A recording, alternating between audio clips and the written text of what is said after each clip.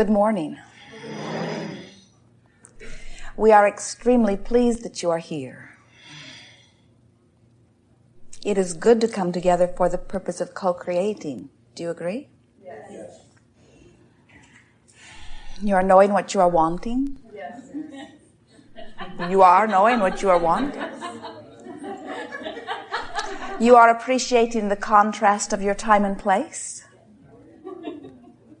Not so much. Sometimes. The less contrast, the more you like it. From your broader non-physical perspective, you see contrast as a wonderful thing.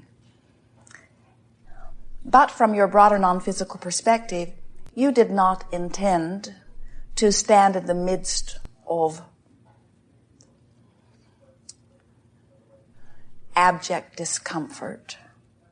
You saw contrast as variety, as choice. You did not see it as agony. And while contrast to ecstasy may be agony, you said, I will go forth, and by what I selectively sift to focus upon, what I selectively choose to be the reason for my vibrational offering, I expect, you said, that law of attraction will, for the most part, match me up with good-feeling things. You did not say, I'll go forth and torture myself into success.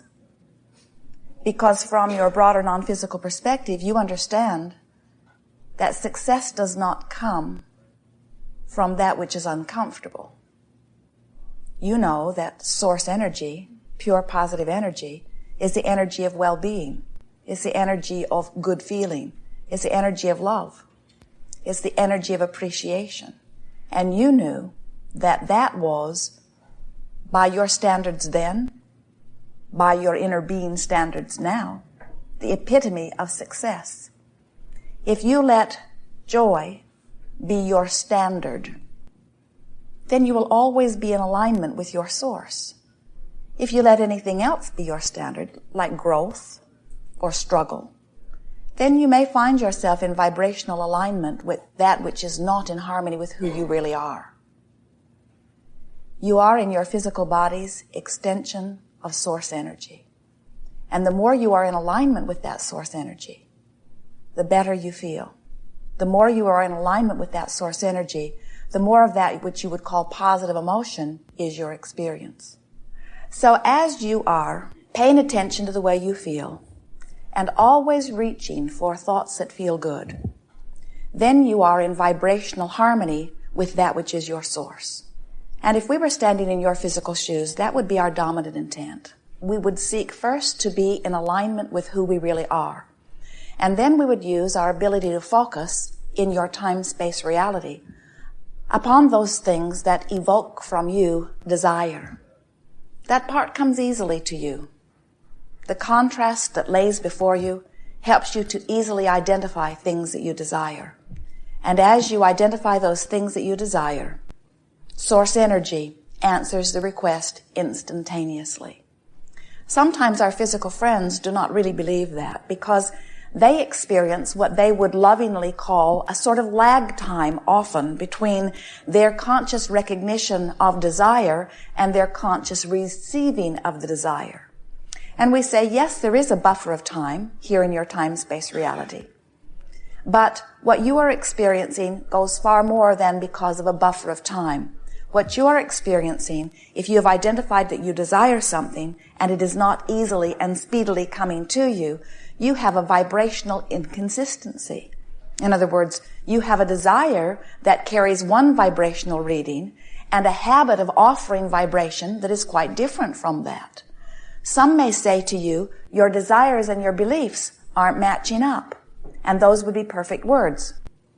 That's what we'll be talking about here today. We're going to show you how by choosing thoughts that maybe have nothing to do with what you're living, but have everything to do with what you would like to live, how you can choose a little snatch of something and use it to focus upon, and in doing so, maybe it might only be 5 or 10 or 15 seconds, you achieve vibrational harmony with a little piece of what you want, And you practice that and practice that and practice that and practice that until it does not feel so foreign. In other words, it begins to feel more and more normal to you. Until it is normal to you, your life will pretty much be over here.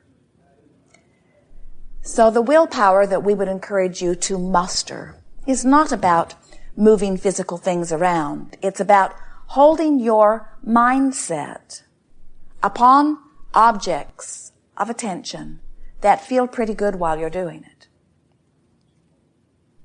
Jerry awakened from a dream a while back, and he said to Esther, very vivid dream. It just occurred to me, he said, that everything about that dream was my doing, my creation. I put every character in the dream. I gave them their personalities. I gave them the words that they spoke to me. If they were disrespectful to me, I put the words in their mouth. If they were praising of me, I put the words in their mouth. And as we chatted with him about it later, we said, that's exactly right. Just as what you think and feel manifests in your real life experience, what you think and feel manifests in your dreamscape. But the reason that we are wanting to talk about how Jerry and all of you are the creator of your own dream is because we want you to, just for a little while, play with us, humor us, serve yourself in powerful ways by being the creator of your own virtual reality. Now, the way that we think that it would be easiest for you to create your virtual reality process is by seeing yourself sort of like the director of a screenplay or a movie. Which means the first thing that you might want to do is to decide where this is all going to take place. Pick a place.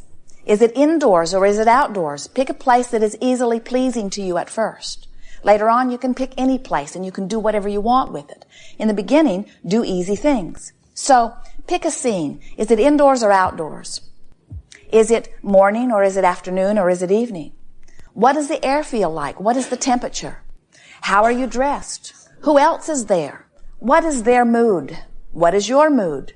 Is this a time of celebration? Why are you together? And now exchange just a few words of dialogue. And what you can begin to realize is that with just a little bit of mental exercise, you can go anywhere you choose. You can make it look any way you want it to look. You can make it feel any way you want it to feel. You can bring in anybody that you want to bring in. You can give them the attitude toward you that you want to give them. You can give yourself the attitude toward them that you want to feel. And then you can exchange some happy words and then get out. In other words, get in quick and get out.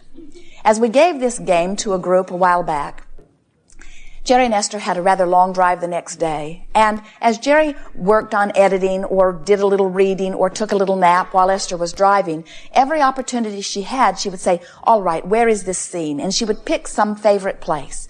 And then she would say, what time of day is it? Sometimes it was morning, sometimes it was afternoon, but it was always a lovely time of day that she chose. When she would think about what the air felt like, sometimes she would give it just a little humidity, sometimes it would be so dry that it would feel good as it blew across her body. Sometimes it would be 90 degrees with no humidity at all. Sometimes it would be 86 degrees outside and 86 degrees in the water. In other words, she thought of every pleasant combination of temperature and humidity and time of day that she could think of. And then she would bring lovely friends to come and play with her. And they would have all kinds of lovely experiences. She got so good in her virtual reality that she began to resent reality. Just a little bit. Jerry would say, where are we? And Esther would say, don't talk to me now. I need 30 seconds. I just need 30 more seconds. Because the virtual reality was something that she could control everything about. And she began to recognize that she could control the fluctuations in her own vibration just by directing her thought. That's what we want you to begin to understand, because the universe does not know why your vibration is what it is in any moment. In other words, you could be riddled with all kinds of diseases. The doctors could have pronounced you disease-ridden yesterday, and today you could be driving down the highway like Esther is in the monster bus in some sort of fantasy virtual reality, and there would be no representation of any disease within your body. And if you could maintain that more than you maintain your awareness of the disease could not remain in your body. It's only there because somehow, without knowing it, you have chosen thoughts that are a vibrational match to it. You get a sense of it? And we want to tell you that every single one of those thoughts that you chose that is a vibrational match to disease, every single one of them does not feel good. It feels like anger, or it feels like frustration, or it feels like resentment, or it feels like blame, or it feels like guilt, or it feels like fear. In other words, those thoughts are not good for you, and you can tell they're not good for you in the same way that touching a hot stove hurts. Negative emotion hurts, doesn't it? So, you worry, well, I'm all full of thoughts. There are so many thoughts within me. I've lived a long life and I've picked up all this stuff along the way. Oh, wouldn't it take a very long time to rid me of all of those negative thoughts? And we say, you don't have to rid yourself of negative thoughts. In fact, you can't. You cannot dig into your past and undo a thought that you thought. But you know what? You don't have to, because only the thoughts that are activated within you at any time have any vibrational pull. Something that you've lived a long time ago that is not active in your vibration, something that you lived yesterday that you're not thinking about right now, does not have any vibrational weight in your point of attraction. None whatsoever. But sometimes what happens is, as you're moving along in your physical day and you're interacting with others, somebody will say something, or you'll hear something, or you'll see something, or you'll smell something that triggers a vibration within you that doesn't feel very good when it's triggered. And that's the time for you to say, oh, my guidance system is working. I can feel that there's something activated within me that's not serving me very well. Because in this activation of this vibration, there's some resistance within me that is now disallowing the well-being that would be there otherwise. So that's when you choose a thought that feels better. And if you, like Esther, have had the good fortune, or we could say good sense, of having practiced some virtual reality, then it's very easy for you to reach for a thought that feels better. If you haven't been practicing, then when you're in the middle of a negative thought, you sort of don't have anywhere to go. You sort of have to wait till it peters out. Meditation is a very good tool for stopping the rampage of negative thought, because when you meditate, you quiet your mind, and when you quiet your mind, your vibration raises. And when your vibration raises, there's no resistance, and you're in alignment with source energy. But changing the subject, you know how if a baby is unhappy about something, and you distract the baby to something that is more pleasing, it is not so different from that. You're just wanting to distract yourself from uncomfortable, unpleasant, not good feeling thoughts, and reach for thoughts that feel better. We think that many of you do not realize the magnitude of the importance of this. But we say to you, if you harbor negative thoughts because they feel normal to you, in time, the representation of those negative thoughts will become greater than the initial negative emotion.